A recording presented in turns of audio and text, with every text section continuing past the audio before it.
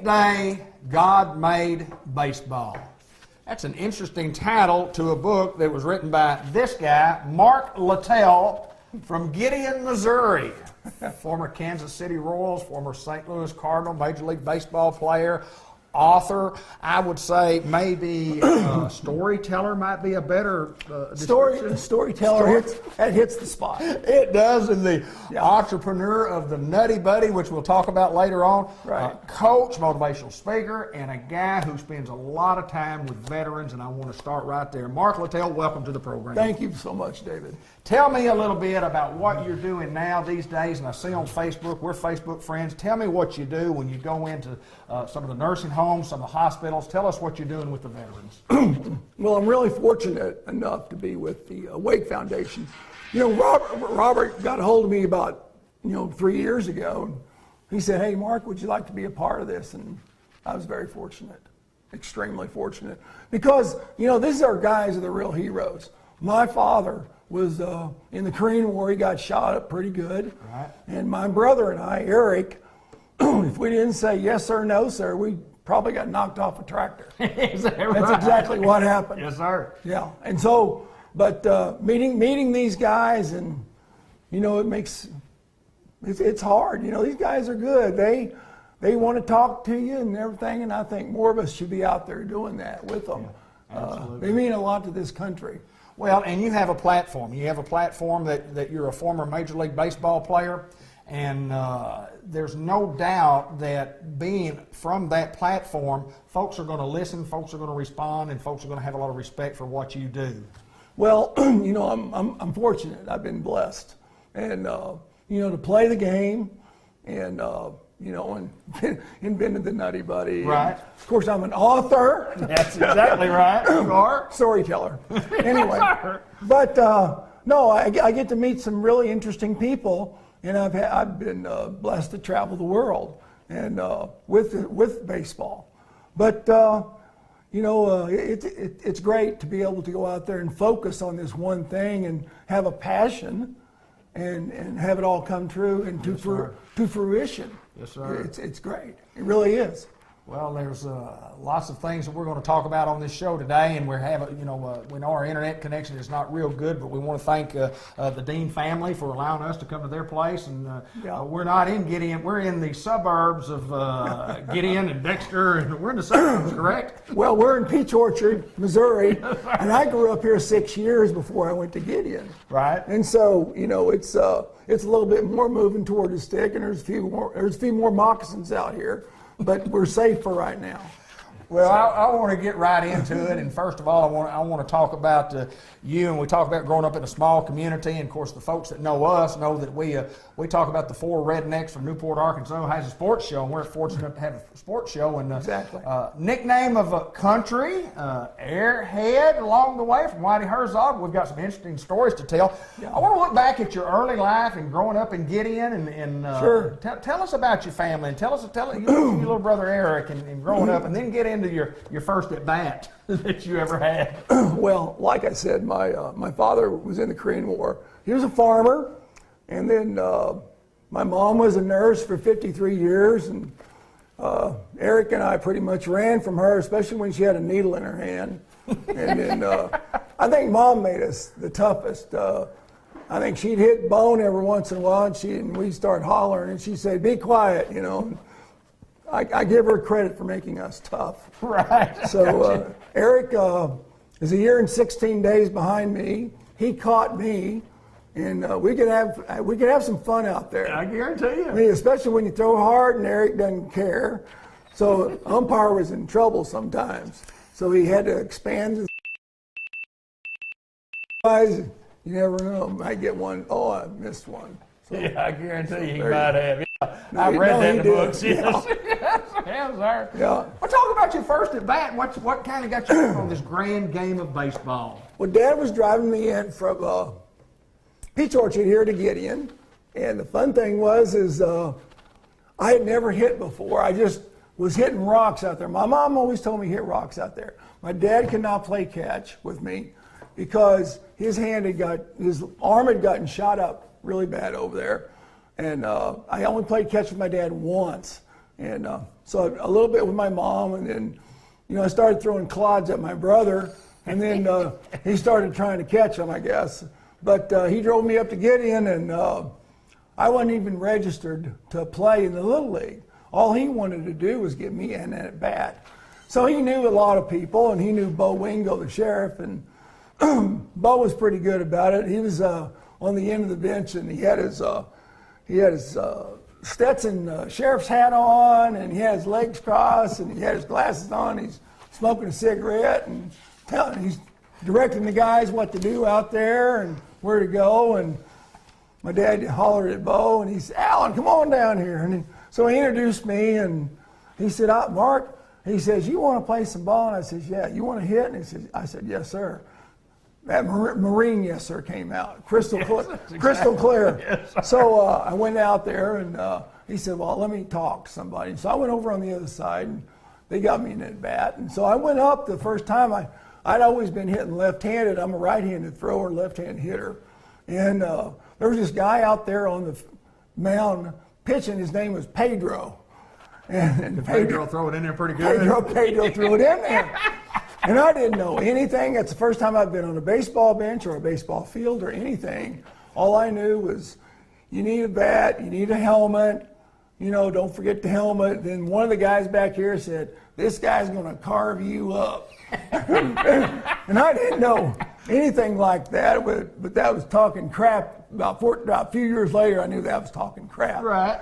So anyway, I went up to the plate, and the umpire, I look at him, and catcher, and they look kind of scary and all this gear. And I hopped in there left-handed and set up, and Pedro threw a pitch in, and I took it and strike. And I looked at the umpire, and I said, "You care if I switch over to that side over there?" And he said, "No, you can move over there."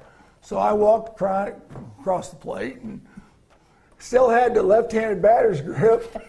Cross-handed. Cross-handed, just like Hank Aaron. Yes, sir. So anyway, strike two. And I looked at him, I said, "I kind of like the other side better." And so I hear this snickering. I get upset in the box, and I hear this snickering. So I know I got to swing. So I swing, and I feel a pretty good thud on there, and I just start running.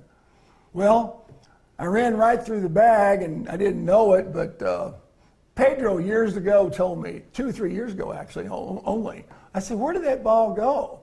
He said, "Well, if you would have kept running and know where to run, you'd been on third base." Is that right? Yeah. Yes, sir. So I was on first base, and all of a sudden, all these people, they weren't laughing anymore. So I said, "Well, that's how you get people to stop laughing There at you go. So I bit for baseball right then. Yes, sir. 6 years old. 6 years old. Never been on a baseball field. Is that right? I said, "I got a passion for this." Was your dad proud of you? Yeah. He was proud of you? Yeah. If he took you down there and asked the sheriff to come over to let you get you in the game, and then he got you in the game, and Well, then you got the big hit, it's kind of like, hey, he knew what he was talking about, didn't he? Well, Bo was pushing 350, and not many people messed with Bo. Yes. And then the good thing was we stopped at the DQ, our DQ anyway, on the corner, and Gideon got a 5-cent cone on the way back to Peach Orchard, and that's when it all picked up, for good. Sure. It was outstanding. Well, you had a storied major league career, and you couldn't get to that major league career until you take your first at bat, and you kind of enjoyed baseball, and obviously you said you were sold on that. And Right. pretty good high school American Legion pitcher. Let's kind of move fast forward into your high school career and talk a little bit about that, and then talk about that leading into American Legion baseball, because I know you played a year or two at Poplar Bluff, and then you made your big move to Blytheville when you were right before you got drafted. But kind of talk about that segment of your life a little bit. Well, Eric and I, Eric could catch me, which was good because I threw hard, and that was a plus. But the funny thing is when you go into high school and you're sitting there, you're trying. Matter of fact, the first pitch of my senior year in high school, there was a guy that got into the box, and Eric was catching back there, and he lifted up his mask, and I never knew what he did on this. I don't know why he did it, but he spit on the guy's shoes, went like that. He spit on the guy's shoes, and then he looked up at him, and then he flipped his mask down. And instead of giving a fastball sign, he just, because we knew each other, he said, "Come on, let's go." Let's go. You know? Come on. And I just wound up and I let it go, and it split his helmet and dropped him, and he didn't go backwards. He went forwards. He went right in front of the plate.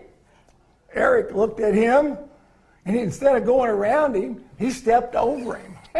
And I went, "Oh my!" And so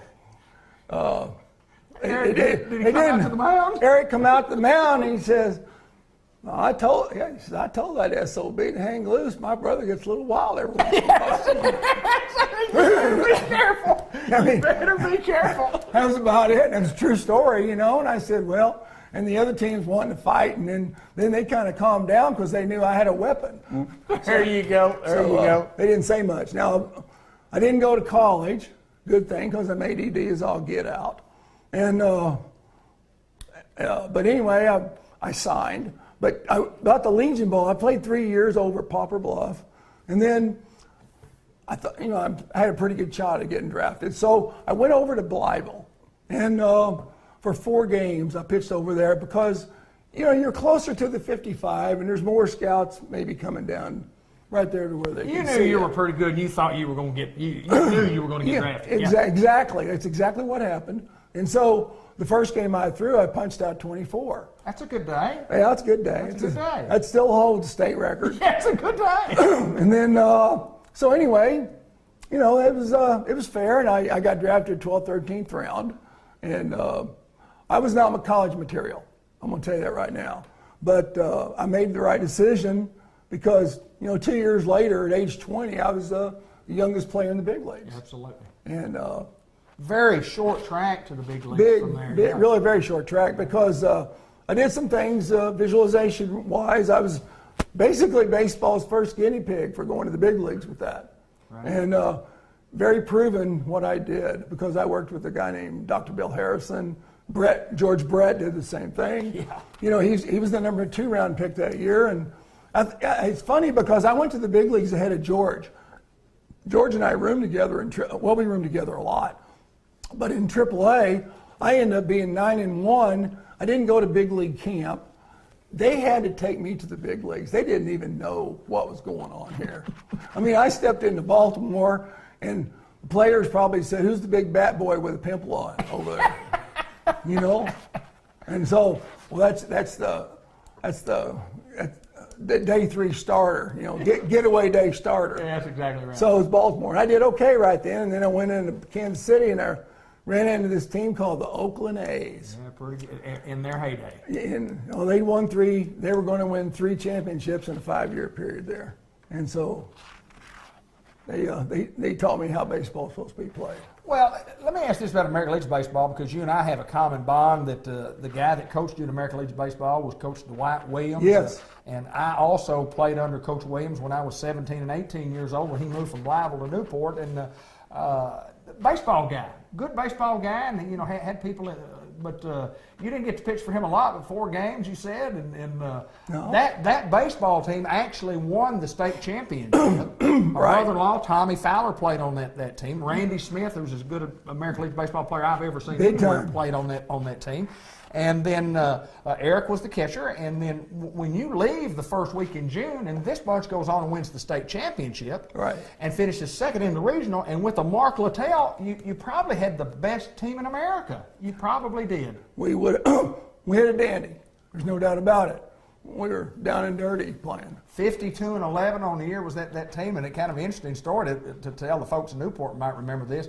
The year before you weren't playing, and I don't think, and obviously Eric wasn't there either. But the year before, Blytheville was 42-0 in the regular season, coming into the district tournament. Newport beat them 14-0 at Perry Rule.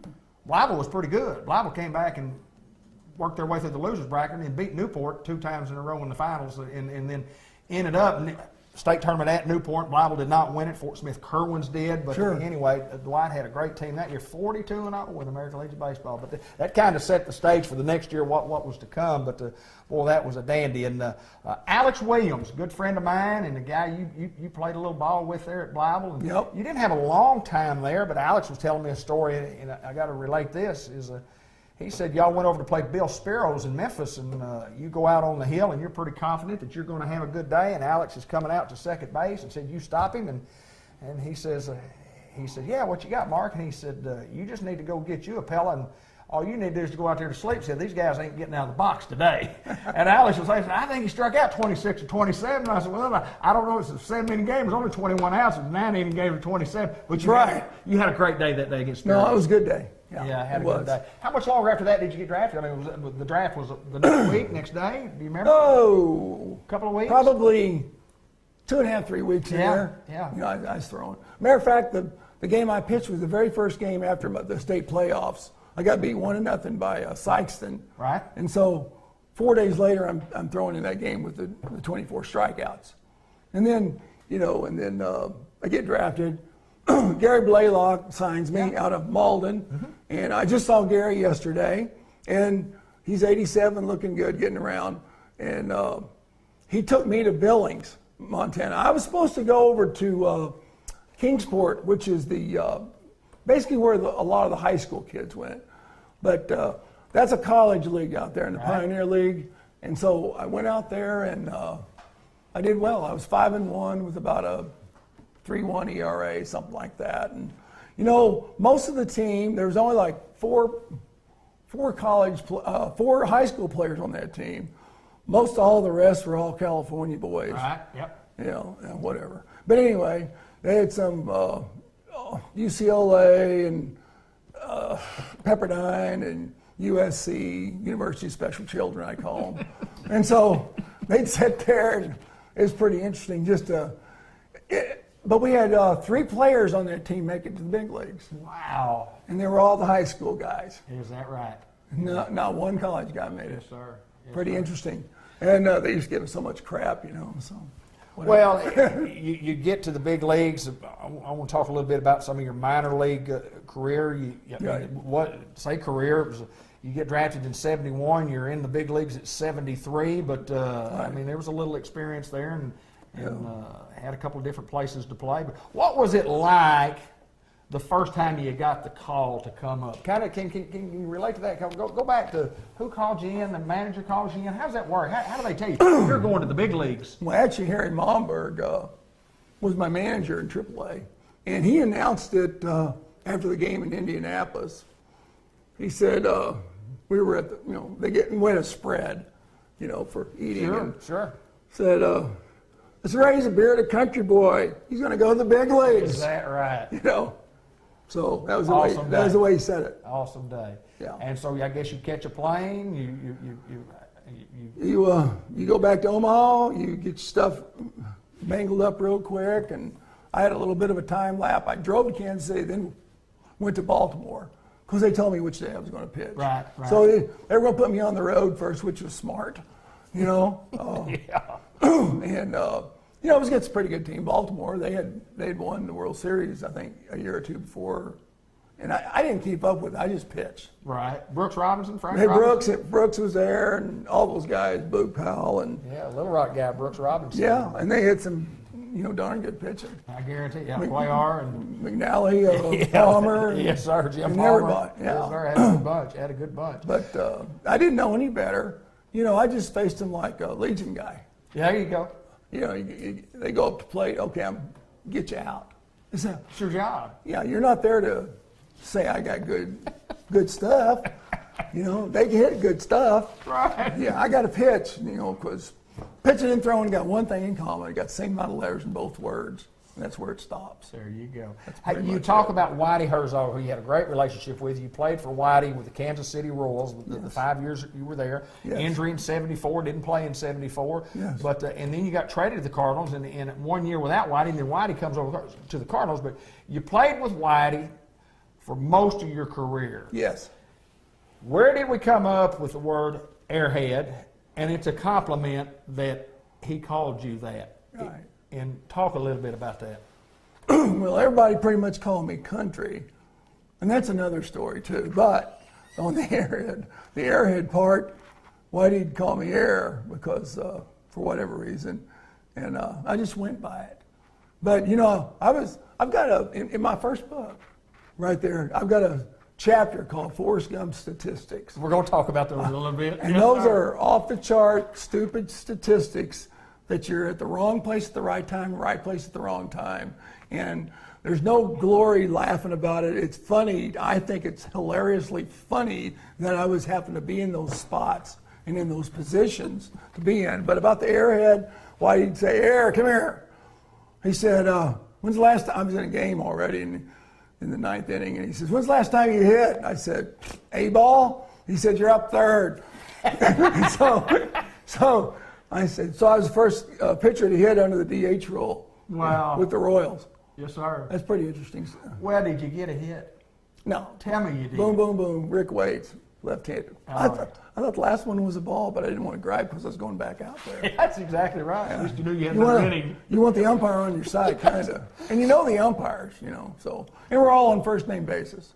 And Whitey said in his foreword to your book that the compliment being that it was like just air and atmosphere of confidence that you had when you went out there, because you just went out there to do your job. It wasn't like you went out there and you go, oh, we got runners on second, third, nobody out, I got to get some. You were calm and cool, collected, and just did your job. Just like we're talking right now. Absolutely. I mean, there's nothing Pretty to much. it. There's nothing to it. Yeah. In the big leagues, and sometimes in front of 40,000, 50,000 fans, and sometimes in front 60,000 if you're knocking an older lady out. Tell us the Cleveland story. You got to tell us about going to Cleveland. And at this time, Cleveland, they weren't real good, and they didn't draw a big crowd. You tell the story. Well, they were good enough. And the thing about it is they really did have some hitters. But the funny thing was, twice a year they had 60,000 people in this humongous stadium. And it was, they'd give a car away an inning. So that's why they had the 60,000. Right, there you go. Well, I mean, the bullpen had not been used because our starters had been doing the job. And we had a limited staff because Whitey believed in keeping a little bit more left-handed punch on the bench. So we were out there, and this one night we were going to be used about from the sixth inning on. So anyway, whatever happens is I end up getting up in the seventh, and I end up letting a ball go in the bullpen that there's no possible way that you would have thought that a ball would have gotten out of the bullpen, because it was probably 25, 30 feet, and it was close quarters. There's no way. Well, I found a way. Anyway, I was warming up, and it just shot right out of my hand. It shot right into the crowd. Bob Stinson lifted up his mask, and he started grinning. He said, what? What the hell? Where'd he go? Where'd he go? And all of a sudden, 5 seconds later, that bullpen was full deep with whatever they had in their hands. The fans were throwing it. It was, and so we had a cave right there, and it was a nuclear site for protection, I'm sure. But we had to go inside that little cave right there. We couldn't stay outside because they were peppering the crowd. It was like just parachutes and all kinds of stuff coming down. All kinds of beer came Just in there. because you threw a filled ball it in. up. Just think. Whitey calls down eventually. Galen calls down first. Then Doug Bird gets on the phone. He said, put Airhead on. He said, what the hell's going on down there? And I said, well, I kind of let a ball slip. He said, you see that fence? Can you jump that fence? And I said, yeah. He said, well, that's the safest place for you to be, is right out in the center of the field, pitching. So he says, your key is when I hit that third base line, he says, go ahead and jump that fence. Do not go through the gate because you will get peppered. And I said, got it. I said, that's why he gets those big ducats. That's exactly right. So anyway, he hits the third base line, and I get over there, and I make my way out there, and he's got the commander's stance. He's got his hand stuck in his front here. Right, Whitey. He's kind of looking at me and grinning and kind of snickering a little bit. And Buck Martinez, the catcher, he wants to know what's going on, and they're starting to haul some old lady out up here, I guess, and on a gurney. And Whitey says, what happened down there? I says, well, the ball got away from me. It just went airmail, like a Scud missile or something up there, I guess. So anyway, and Buck was just like shaking his head. And of course, the crowd's over here. They're telling, I'm being nice. And he said, there's an a-hole out there on the mound. And so they all start raising up. And and it's like a big SWAT. 60,000 people on you then. It's crazy. Yes, sir. And so anyway, Whitey's laughing. He says, "Get us off the field." I said, "Okay, no problem." So I get out. And then Galen says, "You want another inning?" So I go back out, and then all 60,000 are raised up when I'm taking it. Yes, sir. And then I go up, and that's when I found out that I had hit a little old lady, because Bill Beck, our public relations guy, comes down and he says, I might have spread, the game's still going on, we got another inning. How you doing? I wish we had another couple of runs. And so he said, yeah. He says, did you mean to throw that ball up in the stands, country? And I said, no. And he said, are you sure? And I said, yes. I said, no, I did not. So I was emphatic. He said, well, let me tell you what happened. He said, apparently that hit a little old lady. I said, yeah, I saw them pulling her out on a gurney. And so that was the little old lady, huh? So I said, in my mind, all of a sudden, I see this flash of her grandson right here, and her just flopping over in his lap. And so the other thing was, I go into my Boy Scout mode real quick. My ADD obviously kicks in really fast. You're feeling bad. I'm feeling really bad. And I turned to Bill, and there's about 4 players in there, and Jim Colburn, Dennis Leonard, Jim Wolford, and 2 of the clubhouse guys are all listening in here, and I'm over by the spread talking to Bill loud enough where everybody hears me. And I look down and I say, well, do you think I ought to sign her a ball? He just slumps his shoulders and turns around. Everybody wants a baseball. Well, yeah, everybody wants baseball. Yes, sir. So these guys weren't laughing. My buddies, they were just howling. They were in the floor. I understand. So, whatever. Well, I mean, a great major league career, and we'll get into some of those statistics, those Forrest Gump statistics, but I want to talk specifically about the 82 World Series, and I want to ask you a question. I didn't ask you this before we got on the air, before we talk about that. You played for the Cardinals in 82, weren't on the roster for the World Series because you were injured, you were hurt, and here's my question. Yeah. Game 7, World Series in St. Louis, I'm in the stands. Yeah. Where was Mark Littell? Right behind the bullpen, son. Right behind the bullpen. Right. Absolutely. I could have sat on the bench. Okay. Or in the bullpen. I chose not to, because I'd only thrown 16 games that year. Right. And, I was between the doctors and this and this and this. And, it's their time. And I want to stay out of that way, of that momentum. That's awesome. 82 World Series, and I was there, and I had partaken in some beverages throughout the game, and ashamed to say that I remember us winning, I think, because I read about it a day or two later or whatever, but Joaquin Andahar had a great game and beat Milwaukee. And talk about some of those guys on that team, and I kind of made a list, and you played with Kenny Oberkfell and Willie McGill. Just talk about some of the guys you played with when you played with the Cardinals. And we'll get back to George Brett here in a little bit, too. Pretty dynamic, very dynamic team. I say that because it was no question that they were driven. Guys like George Hendrick, for instance. Yeah. And everybody thought George was lazy. One of the most talented people I've ever seen in my life. He could play. He could hit. Yes. He could actually run, and people thought he was loafing. No, he was pretty amazing. And then Willie McGee, of course, stands for itself. Wonderful individual. Ozzie Smith, Ozzie's Ozzie. Oberkfell at third. Hernandez is Keith Hernandez, and he should one of the best first basemen I ever played with, fielding wise. And he's a doubles guy. He can hit a baseball, and he's a big student of the game. Obviously, still in the game with the Mets as their announcer. He's an announcer, yeah. Yeah, and he does a real good job. Darryl Porter, the catcher on Darryl Porter. Darryl Porter. And I played with Darryl in Kansas City and St. Louis, and unfortunate that he was messed up at the wrong times. Right.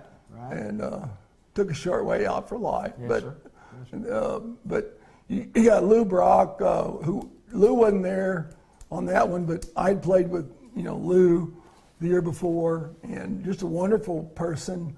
The Cardinals they get a different breed of cat. Yeah. We're all tough guys. We're all baseball guys, but I don't think you don't see those way out silly guys all the time. Right. And if they do get silly, they do get rid of them.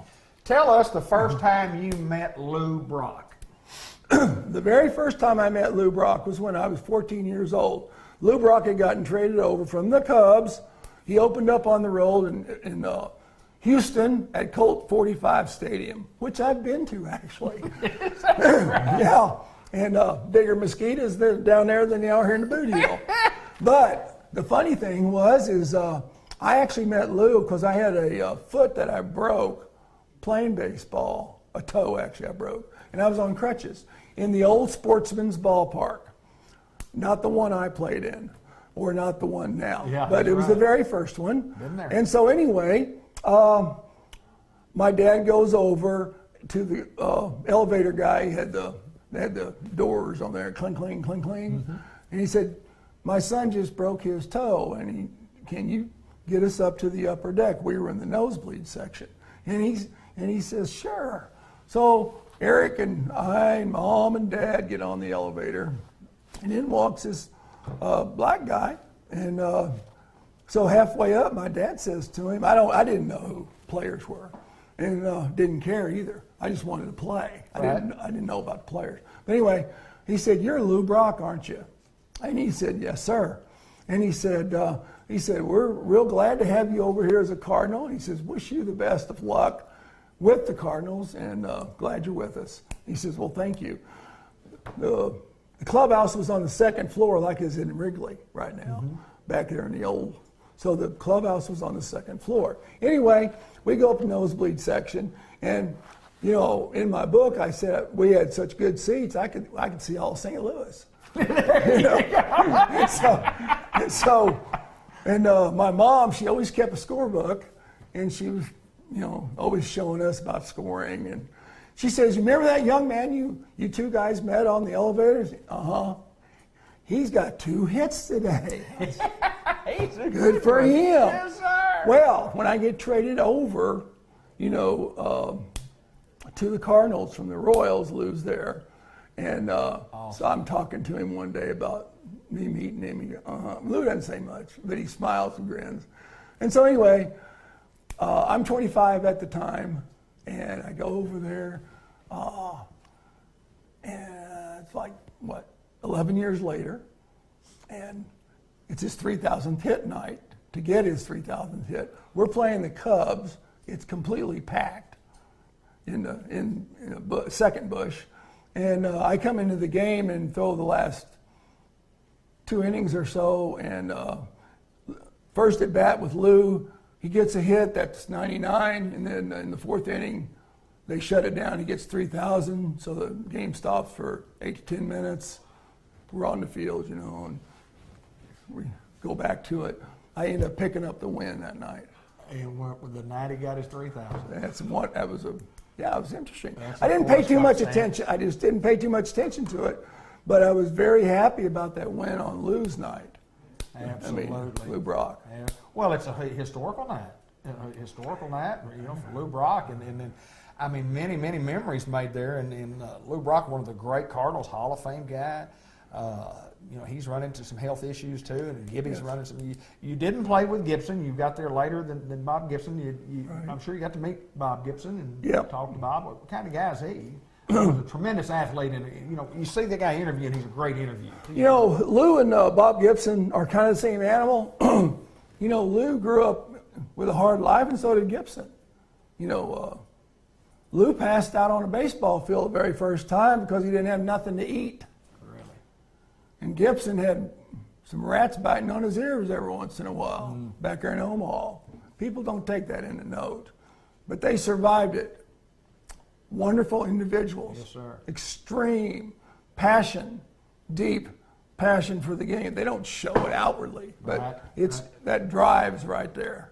That competitive drive, it's steady, and you know it's instilled, and so they're not going to get beat. They're not going to go over and just fall over. They're going to win. They're going to win. They're gonna win. They're basically they're all winners. Well, I know that you know the stories are awesome about Bob Gibson. You know, taking care of the plate. He said, that's my plate. You know? I don't give you the outside corner. I don't give you the inside corner. I own that plate, and don't get too close to it. And if you get too close to it, you're going to probably be sorry that you got too close to it. Well, you know, a guy I left out that I really respect a lot too is George Hendrick. He was a Vietnam vet. Now he was in the rice fields up to his knees. Right. There you go. And not many people know that. Ted Simmons caught me the most. Yep. And you know, Teddy. Hall of Fame now. Hall of Fame. Knew him well. Gary Templeton, another great ball player. Tempe was we were lockered across from each other. You know, absolute dynamic tools. Yes. Dynamic. There is a big separation from high school player, college player, minor league player, 4A player, big league player. There's a tremendous difference. A tremendous difference. Because you've got pitchers, you've got throwers, you've got hitters that kind of hit, then there's hitters that know how to hit. Right. And, you know, it's like Teddy. I'll never forget Teddy one day. We were playing somebody. I was giving him crap. He was down in his locker smoking his cigarette. He had those big old droopy eyes going. And he came over there and I said, "Hey, Teddy, can you hit this guy tonight?" Looks down, takes a drag off his cigarette, looks down, looks up at me like this, and he says, "I can hit anybody." That's pretty good. That's awesome, isn't it? That's all he said. Yes, sir. Yes, sir. "I can hit anybody." I walked away. So there you go. Played with Bobby Bonds? Played with Bobby Bonds. And, Bobby Bonds, I'm a Boot Heel boy. Yes, sir. He's an L.A. Watts boy. That's exactly right. So we were complete opposites. For some reason, Bobby took a liking to me. Really? Yeah, I don't know why. But anyway, I always liked the brothers. So anyway, I was out there and he introduced me to Barry when he was like a string bean. He was first year at ASU. He says, "Hey, countryman, come over here. I want to introduce you to my son." I said, "Okay." So I went over, we started talking to him, and I said, "Well, really glad you're over at ASU. I guess you'll play a little college ball and then probably some pro ball, I'm hoping here." And he said, "Yep." And so we started talking, and Bobby says, we got to go, we got a game going on here. Getting ready to start. He said, "See you in the clubhouse after the game." We walk away 10 steps out. I turned to Bobby and I said, "Can he hit?" He says, "He's just okay." He's okay. He's probably not as good as his dad, but he's got a chance to be okay, doesn't he? Exactly. Yes, sir. I thought that was funny. Bruce Sutter. Played with Bruce Sutter. And, Dynamic split. One thing a closer has is a pitch that outrides everybody. Mine was a slider. Sutter's was a split. Gossage fastball. Come on and challenge you. And then Hoffman, he had 2 or 3 master of all 3, right, which is rare, extremely rare. And but Bruce. You don't have Bruce out there, you don't win. Closer. That's exactly right. You don't have the closer, forget it. Yes, sir. So closed out the game in 82, and again I was there, and you were there, and yes. You got a World Series ring though, even though that you weren't on the active list as such, and I thought maybe you might have that thing on today. I've seen you do some interviews where you've had that thing on, and do you wear it? Do you wear it a lot? I do. I forgot it today. I'm sorry. Slapped me silly. Well, I really want to see it. I mean, so we'll go get it after the interview where I can take a picture of it. No, I'm just playing. That's fine. That's fine. I'm just kidding. But World Series champion in a great career. Ended after '82 as far as a player goes. Right. What's next in the life of a former big league baseball player? You don't get away from it. You spend a lot of time doing something different in the game of baseball. Talk about that. Talk about coaching. Well, I was coaching in professional ball, minor leagues, and I've done everything but be a big league coach. I was a coordinator, rookie ball, A ball, AAA, AA. I've done it all. I was with the Dodgers, Milwaukee, 12 years. San Diego, Royals. I've been to Australia 4 years. That was more on my own. They hired me to go. Panama, Dominican, Puerto Rico. I've been in Cuba 3 times in the last 2 years. Wow. So, I still do a lot of baseball things. And I work with a lot of kids. Right. And I like to do that. And then I fill in the blanks with the wake. There you go. And then I got my third book coming out, probably a couple months maybe. It's called What's Up Ramrod with a question mark. Because I called everybody Ramrod. And I love the story she told about some guy that was in spring training with a kid get to him and said, "Hey, way to go, Ramrod." He was kind of excited to, Right. to tell that story. Well, yeah, I mean... and we'll talk a little bit more about the books because the books are awesome. well, they're humorous, yeah, I guess. And unfortunately, they're true. That's exactly right. But, you know, the guy, this rookie, I'm doing PFP, which is pitchers fielding practice during spring training. And we rotate. So you got about 15 pitchers coming in on each rotation. And I got 2 ding-dong first basemen, you know, and then I got 2 catchers that stick fingers down, you know, hopefully they do the right thing. Right. And so the other thing so I'm doing PFP where they're covering first and things like that. Well, I don't give out, you know, compliments all left and right. But if they do something right, you know, hey, okay. Sure. So this rook goes over there. He says, he goes over and he does it right. I said, "Hey, nice job, Ramrod." So I'm getting next right here. And he goes to the end of the line. The guys at the end of the line I had the year before in Stockton, California, in the California League. They knew me quite well. and this rook comes over there and he said, "You know the reason you know he's a rook?" First he said, "Coach," because we call everybody first name. He said, "Do you hear what the coach said?" And they're going, and they just bing bong, ears go up, and they go. And he said, "Yeah." And he said, "Well, what?" They already heard what he said, but what did he say? He said, "Way to go, Ramrod." And one of the dweebs go out there and he says, "You know why he calls you Ramrod?" He says, "No." He said, "He don't know your such and such name. He don't know who you are." Hey, Ramrod. Yeah. So they might have numbers on, and so I'm calling everybody Ramrod. Well, let's talk a little bit about the books right now. The first one, On the Eighth Day, God Made Baseball, and it is, and I read most of this book last night. It's an absolute must read. Your second book that you came out with has to do with Country Boy, Conveniently Wild. And this, I haven't read this one, but I will. And then you have a third book that's about to hit the shelf. Talk a little bit about the third book. Third book's all coaching stories, kind of. Okay. 82,000 words. It's bigger than these put together. I just kept And you sat down and wrote these. I mean, you write you, them. you wrote them. You wrote Well, them down, and then you had somebody to. I was always afraid to write because I didn't know. I wasn't that good in school, and all of a sudden I took Smart Pill, one of Trump's, and got smarter. And so I started liking to read, and 4.5 years ago I wrote this first book. And so people kind of liked it, I guess. And then this one is really funny compared to this one. Right. That's all country boy stories on a farm that are true. I blew up a truck with dynamite when I was 15. But, you know, my dad And didn't. you're proud of that, aren't you? Well, I'm surprised I'm still here with my dad. You know, You blew up a truck with dynamite. I lost about half my butt. Anyway, the other book is all coaching stories, and they're true, they're fun, and there's a lot of stories in there that it just keeps going and going and going and going. It goes through every year of 18 years. I didn't tell any of the Australians. Well, I did take it back. I told all the Australian stories because I've got 6 chapters on that, and I even hunted with the Aborigines over there barefooted. I'm a redneck, you know, so.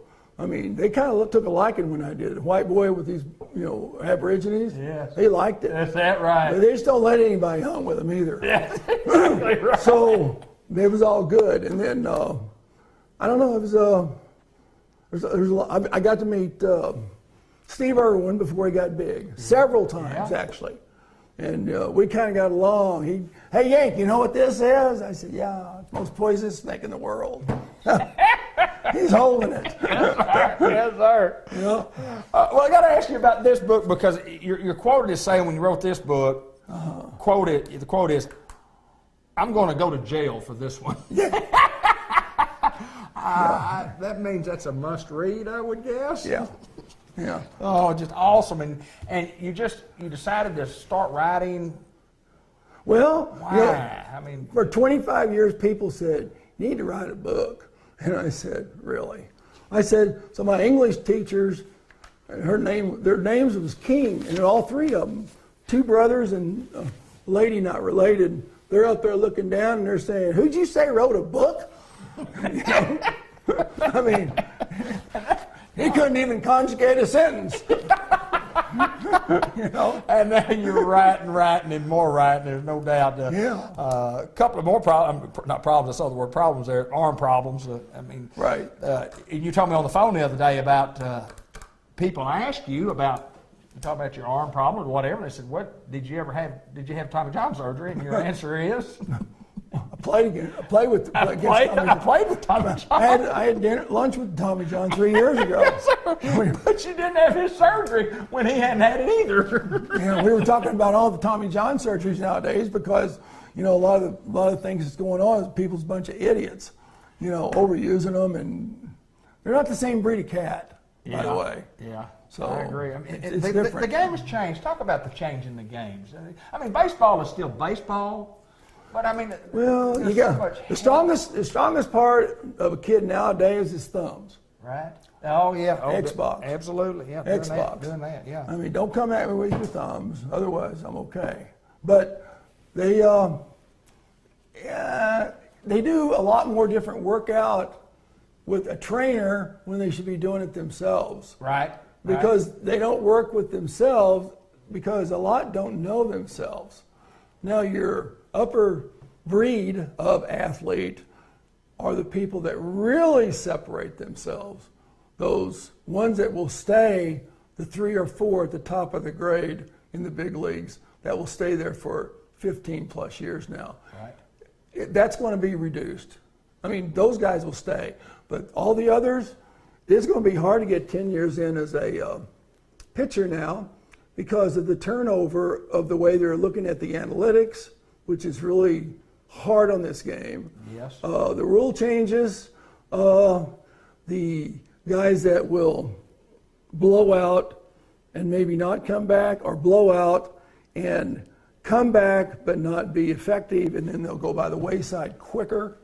I had 2 arm surgeries. I came back from my first one and was bad. That I needed it, and that got me through 6 really good years. I came back from the second one, tore me up pretty good because I had to have a complete restructure. And I threw a lot. Right. I mean, because 3 years as a reliever, over 100 innings. 3 years as a reliever, 160 appearances. You know, there's only 40 of us that did that in history. Is that right? Yeah, and I won a lot. Yeah, well, I look at myself as an idiot for not going, I need a break. I need a break. You know, but you know, back then, you know, people would say, I got you. They say, hey, country, got an inning tonight? Uh-huh. Yeah, this is the way I'm going to get you out. You know, yeah, his son pitched for the Gateway Grizzlies last year, played 96 games and pitched in 51 of them. Right. Well, every other, you're throwing a lot there, son. You're throwing a lot. But he was a closer or an eighth inning guy also. But you were a closer, but you also the guy that come in there when the game's on the line 6th inning. They want you to give 6, 7, and 8. Give us 6, 7, and 8 if you can. We're going to take a break, Ben. Let's take a break if you got something that we can play, and we'll come right back. Lots of good stuff coming right up.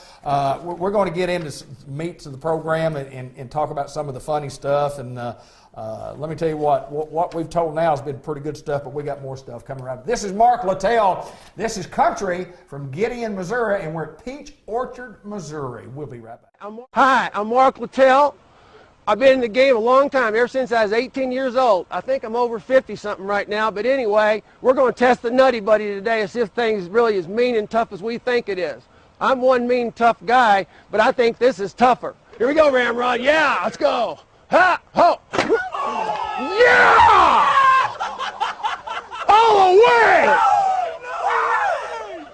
And it works. Yes, sir, folks, the Nutty Buddy, it really works. It's mean, it's tough, and it's right there for you every time.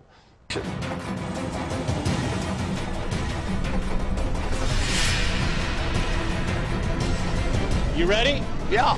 Fire in the hole. 3, 2, 1.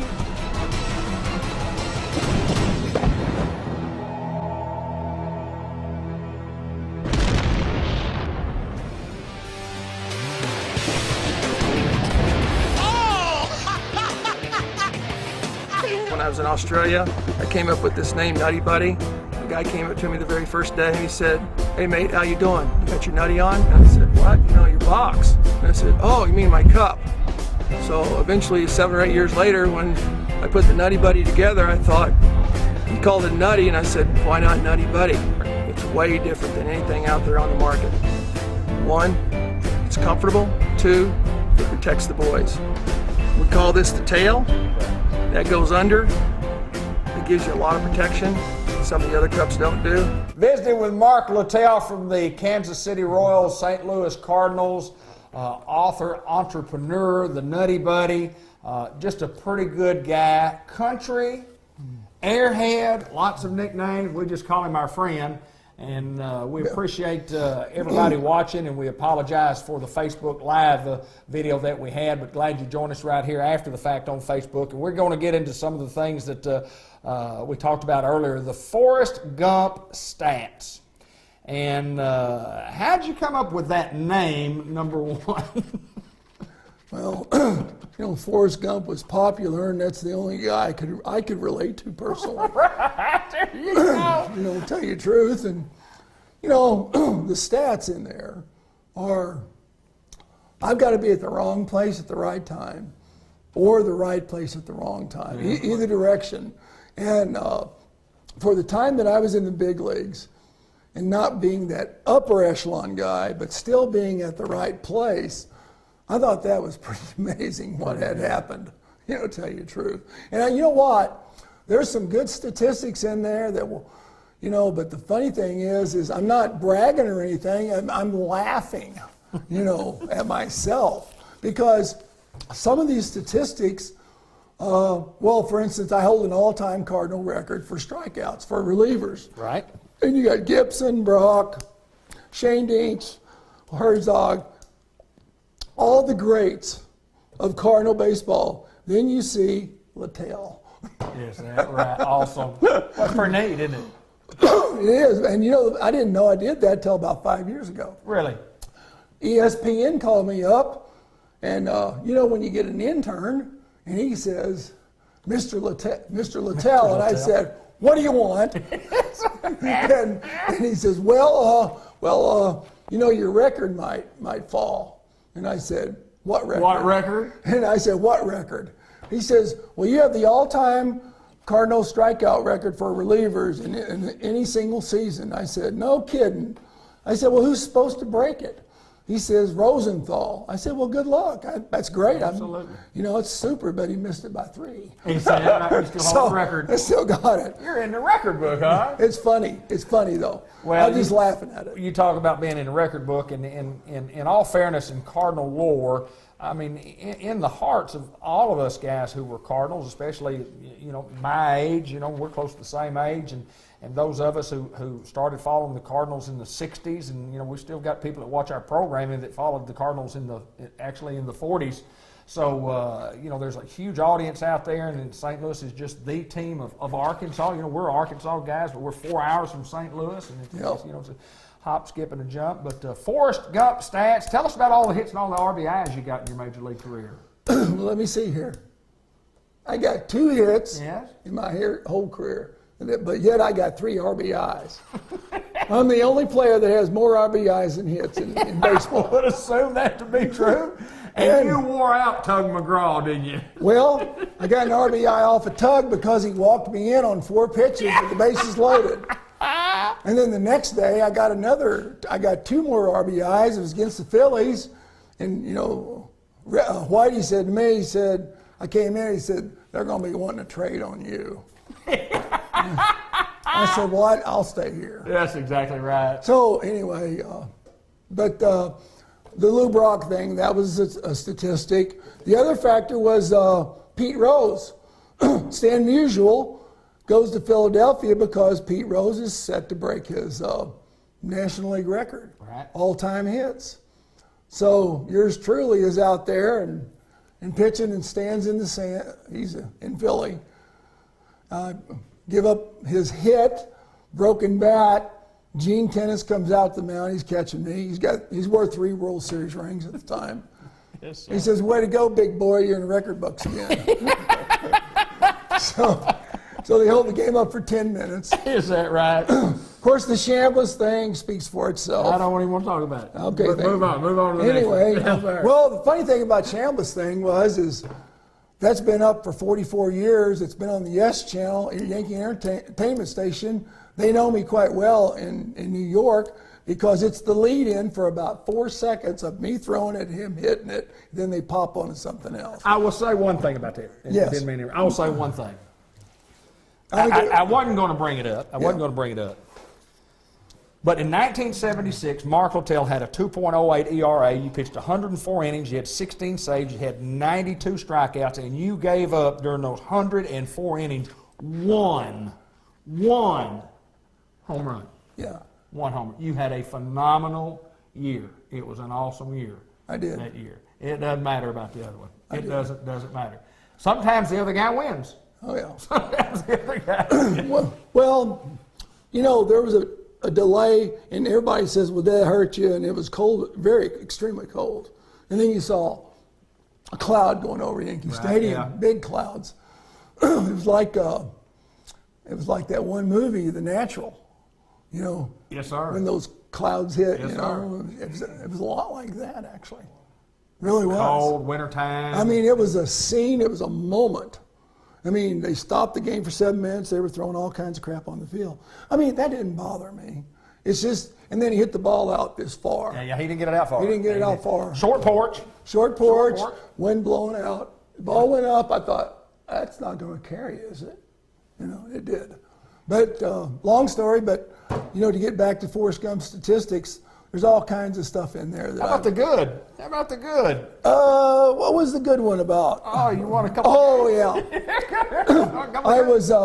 You couldn't have done this. Let me put the bad before the good. Do the bad first. The bad was in San Francisco. I had just won my first National League game against the Dodgers. I always loved pitching against the Dodgers. They couldn't hit for crap against me, you know. And so anyway, they could pitch. But I punched out 8 and 4 innings, feeling good. Going to San Francisco, you know, I was a little bit overused with this arm. And so anyway, we have a doubleheader and a single game. We had 4 games actually, but I got in 3 right in a row. So what happened was I lost the first game on this. I lost the second game in a doubleheader, not feeling real good. Next day, come back, lose the third game. I lose 3 ball games. And SABR, Society of American Baseball Research, says that I lost 3 ball games in a 24-hour period. They were wrong. It was a 22-hour period. I got it. 22 hours. They were so wrong, weren't they? Exactly. Yes, sir. You know, yet, on the other hand, the good was when I was in St. Louis. We are playing the Phillies.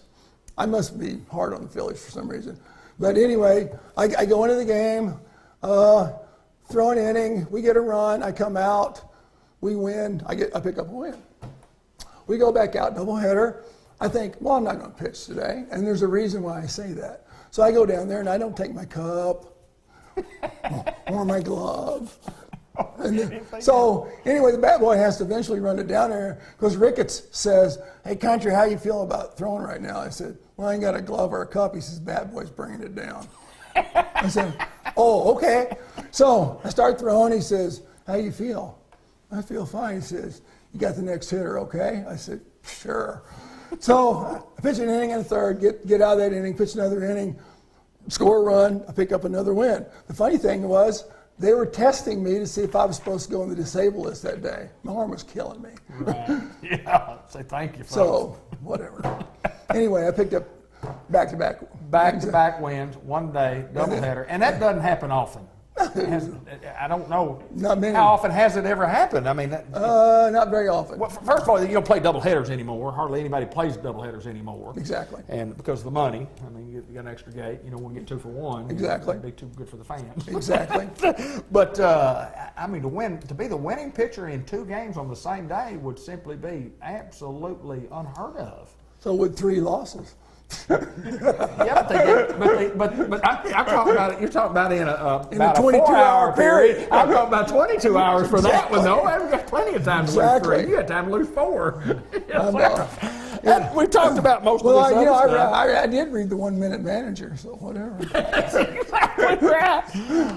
We talked about Europe. That's when Whitey called you to hit, and the first Royals pitcher to hit under the DH rule, and then you talked about Pete Rose and the all-time record and timing. You met Lou Brock. We've hit on that, and the hot one, getting 6 pretty good outs. Do you remember what was in the hot one when you threw? Oh, we were playing, it had rained the night before on a Saturday night. We had an extra inning ball game. Keith Hernandez took me by the house, dropped me off. I went back the next day. I went in early. 10 o'clock was early that day because we weren't going to have batting practice because it's too hot. It was hot. And the turf was hot, but it had rained a little bit. So it was kind of that misty, smoky humidity. Hot. St. Louis is the hottest ballpark in baseball, by the way. If anybody doesn't know, you got Missouri, Mississippi, humidity. So anyway, I'm sitting out there and I go out, I get dressed early, I go out and I'm looking at the ground crew. I know the ground crew. You know, I say, oh, what's the temperature, boys? What's the heat on this turf right now? I said, well, country boy, we're showing about 108 right now at 10:30 in the morning. I said, well, okay. Well, by the time I get into a ball game, the last 2 innings, it was 136. And I punched out all 6 hitters that day. Pretty good day. But the bad thing is that we ended up going to Los Angeles that night.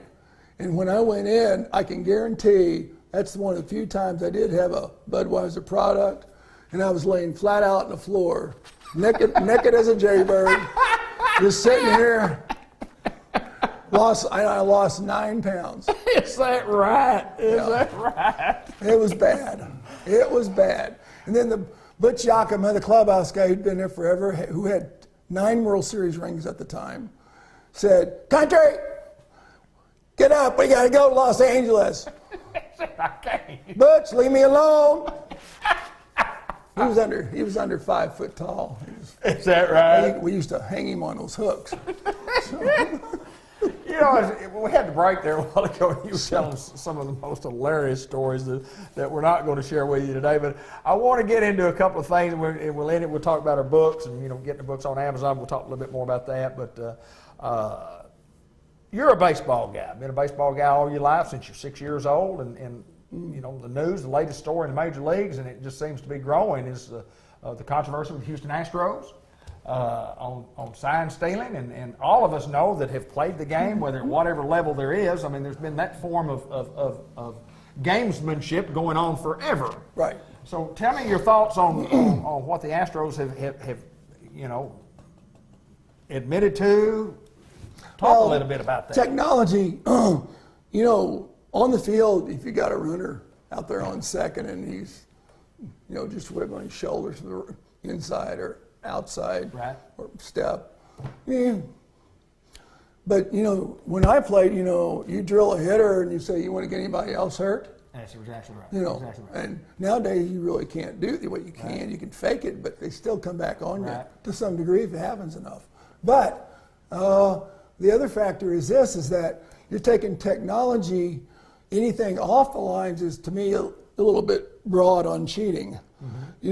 Where they're relaying those drums off the bench. Absolutely. But the other factor is Tim Flannery, who had been over third base for years with the Giants and San Diego, that we all do film on that third base coach. Sure. That's why you had advanced scouts. Mm-hmm. And they come in there and they got film on them. They're trying to figure out their signs or counts, things, anything to get an upsmanship.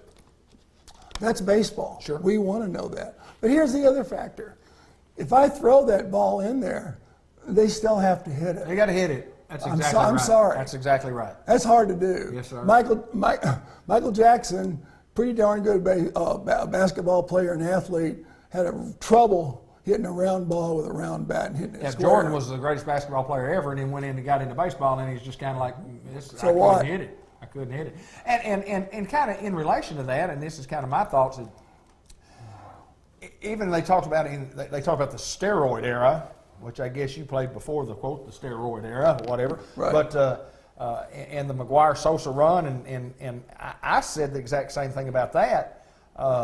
The guy still had to hit a 95, 97 mile an hour fastball, and had to hit it a long way. Bonds, yeah. And Bonds, and yeah, I mean, you had to hit a ball a long way. And they said, how unfair was that? And my response has always been, well, what about the pitcher? If he was in the steroid era, he's probably on steroids too, so it's equal. Well, you know, we could scuff a ball, we could spit on a ball, we could do certain things to make those balls move. Now, we're trying to pitch versus throw, so you know, that's the whole key right there, pitching versus throwing. Sure. And it's not based on how hard you throw, it's whether or not you know how to pitch and add and subtract through the zone. That's pitching. But on the other hand, you've got Henry Aaron the other day made a good point.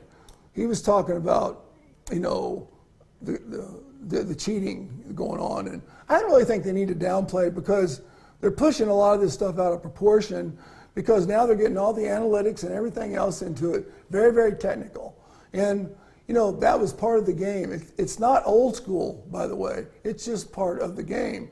But you come back to the physical aspect of the game of being able to hit the ball under duress, Right. you know, basically, you know, because they can hit you here, That's right. they've got good stuff, and you can barely see the ball. It looks like an aspirin tablet, you know, out there. But you also try to protect yourself as a pitcher. I'm not going to throw outside all the time, Right. because you come back to Gibson then. But he believed in McGuire and all the guys, and Socha and Bonds going to be into Hall. He was okay for that being a Hall of Fame, but he wasn't for Rose being inducted in the Hall of Fame because he bet on a team. You know, he said bet on a team, even though you have the greatest hitter in the game of baseball, Pete Rose, The best. like Nolan Ryan strikeouts, like, you know, the best. I mean, I gave up his hit. You know, would I like that? It doesn't matter to me. I don't know the question. I think ESPN gave Pete Rose a big chance 2 years ago to try to redeem himself on the air, and he didn't take advantage of it, of saying in front of the fans something. But he never really truly apologized during that span right there. Right. And I think, unfortunately, I guess gambling is a sickness. Obviously, Well, like alcoholism, the steroid usage. In my day, it was cocaine, marijuana, uppers, downers, you know, Quaaludes, greenies. Guys used those. I had kids ask me. I never used one. Everybody knew that too about me. But I wanted to always feel sure. everything. But the funny thing is people sit there and they say, well, I've had kids ask me, did you guys use steroids? I said, no, but I'm sure they would have had they known. So, I mean, Had they been there? you know, they were the best in business at Coke and anything, everything else. So, It added about 4 more miles per hour on my fastball. I got over about 104. I might do that. But I mean, no doubt, it's the talk of baseball going into spring training, and most of the teams are in camp right now. And I mean, now it just seems like it's something every day about somebody else saying something. Go ahead. I think the commissioner actually needs to take charge of this and say enough's enough. Let's play ball. To the teams and say, if the reporters ask you, say no comments. Yeah, let's play and ball. just cut it out. Yeah. You know, because move on. I agree with that. I agree. Mark Littell, you've got books. You've got 3 books that are out. One of them called On the Eighth Day, God Made Baseball. One of them called Country Boy, Conveniently Wild. And then the third book coming out, Ramrod. What's up, Ramrod? What's up, Ramrod? He'll come out here in hopefully a couple of months. Yeah, okay, in a couple of months. Yeah. But, Then I used to take shots with this thing called a Nutty Buddy. yeah, I want to talk about that at the end of the program. Yes, sir. Yeah, I was coaching with the Dodgers, and I was chewing my pitchers out one day, and we had some downtime. And so anyway, so how many of you guys wear cups? Half of them raise their hand. That's what I figured. And so I go off on them, having some fun. One of the guys in the back says, "Hey, Lit, or Country, or whatever." He says, "Why don't you just invent one?" And I said, "Why, hell yeah, I'm going to invent one." So I went in the clubhouse and I got 2 golf balls and I got some of this plasticity stuff, and you put it down in a hydroculator for 4 or 5 minutes, and I got the big shears and put those balls in there and formed it and cut it up. I said, it looks pretty good. That's where you made one. Looks like it's almost anatomical to me. Yes, sir. So, It's going to work. of course, I barely knew the word. And so, anyway, I take it back out there the next day. I said, "Okay, boys, here's your cup." There you They go. said, "That's pretty good. Maybe you should get a patent on it." I said, "Nah." Well, once I got finished, I said, "Well, maybe I'll check it out." So they sent it over to the patent there in Washington, D.C., and it come back. The lawyer said to me, he said, "That's clean. It's free and clear." I said, "What's that mean?" He said, "You spend more money with me." Freaking lawyer. And you might get something back. Yes, sir. Yes, sir. Yeah. So the Nutty Buddy is born. Oh, yeah. And, I got lucky. It was anatomically correct. Of course, your mom's out here. It's like putting plow points on out in the field form follows function. And, everybody always asks me, they say, "Are you an engineer?" And I said, "No, I'm a redneck from southeast Missouri." That's exactly right. Yes, sir. I tell them for real here. Yes, sir. Yes, sir. Our books are available on Amazon. Right. You just go to Amazon and Yep, you can look buy up Littell with 2 L's on the end. 2 L's. I said 1. There you go. Give me my props. Give me my props. It's 2 L's. Littell. I knew that. I had it spelled that way everywhere, except I just didn't say it on the video. I was so excited about doing that video. I misspelled your name.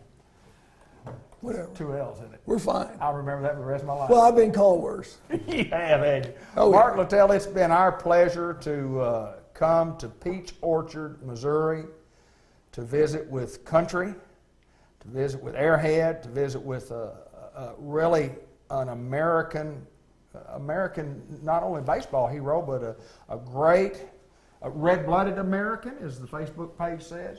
Mm-hmm. And it's been our pleasure to get to talk with you, visit with you, and to find out if you were as crazy as we thought you were. And our suspicions have been confirmed, my friend. Yep. Mark Littell, final thoughts, my friend. You have the last word. Final thoughts are, well, tomorrow morning, I leave at 8 o'clock. I'll go to Humboldt, and I'm going to visit with the VA over there and see a whole bunch of guys. And then after that, I'll go on to Nashville, Tennessee. Next day, I'll go there and visit with the VA hospital. Murfreesboro, the next day, go there, VA hospital. Memphis, VA hospital. Thursday, Friday, I go back towards St. Louis and I catch Big Bird.